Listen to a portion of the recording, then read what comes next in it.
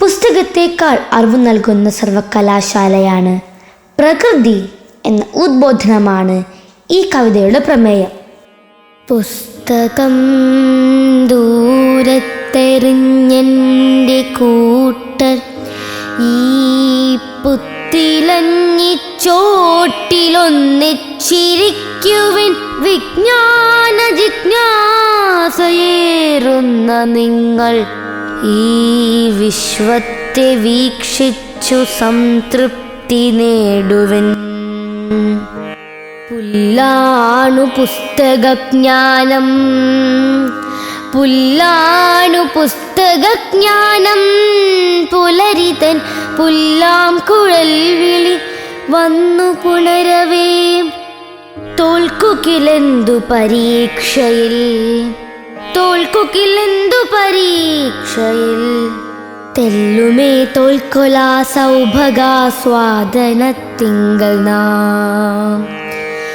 പുസ്തക കീടങ്ങളായിട്ട നാരദം മസ്തകം താഴ്ത്തി നാം മൗനം ഭജിക്കുകിൽ. സാരഗർഭങ്ങളാം ഓരോ നിമിഷവും കൂരിരുൾക്കുള്ളിലടിഞ്ഞുപോം നിഷ്ഫലം. പണ്ടു പഠിച്ചുള്ള പാഠമുരുവിട്ടും തൊണ്ട വരട്ടുന്ന പണ്ഡിതം മന്യരാൽ ശിക്ഷണം ചെയ്യും കലാലയാലംബർ നാം. ലക്ഷണം കെട്ടവരായി ചമഞ്ഞുപോയി. വാനവനാകാൻ കൊതിക്കുന്ന മർത്യനെ വാനരനാക്കും കലാലയാധ്യായനം.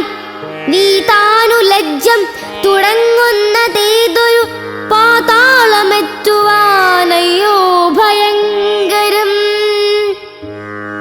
അല്പവും നിൽക്കാതെ കാലമതിനുടെ രാപ്പകൽ താളുകൾ മുന്നോട്ടു നീക്കവേ.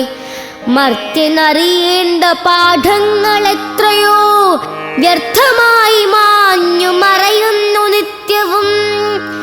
ജീവിത പത്രങ്ങൾ മേൽക്കുമേൽ വീഴിലും ഭാവി കരങ്ങളാൽ എത്ര മാച്ചിടിലും ഭൂയോബി ഭൂയോബി കായത്തിനോടൊത്ത് സായുജ്യമാളുന്ന തന്നിഴൽ പാടിനെ ശ്രദ്ധിച്ചു നോക്കി പഠിച്ച് ആ രഹസ്യങ്ങൾ ഉദ്ധരിച്ച് ധര തന്നിൽ പരത്തുവാൻ പാടുപെട്ടിടും പരാർത്ഥ ശരീരരാം പാദപപാളിതൻ ആന്തോളനങ്ങളും.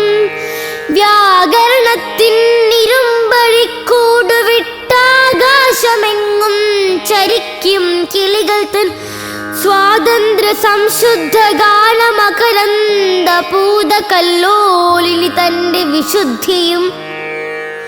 സത്തും അസത്തും തിരിഞ്ഞവർക്കുള്ളതാം സത്യസ്വരൂപം പരത്തിഗത ഭയം. ആശ്വാസവേവണ്ണുമേറ്റുന്ന തെന്നലിൻ ശാശ്വത ശാന്തി തൻ സന്ദേശസാരവും. ലോകോത്തര സ്നേഹശുദ്ധിയെ ദിവ്യമാം ത്യാഗത്തിലെത്തിച്ചു തൃപ്തരായി നിത്യരായി. മന്ദഹസിച്ചു മറഞ്ഞു പോയിടുന്ന മഞ്ഞു കണിക തൻ നിസ്വാർത്ഥ ജന്മവും.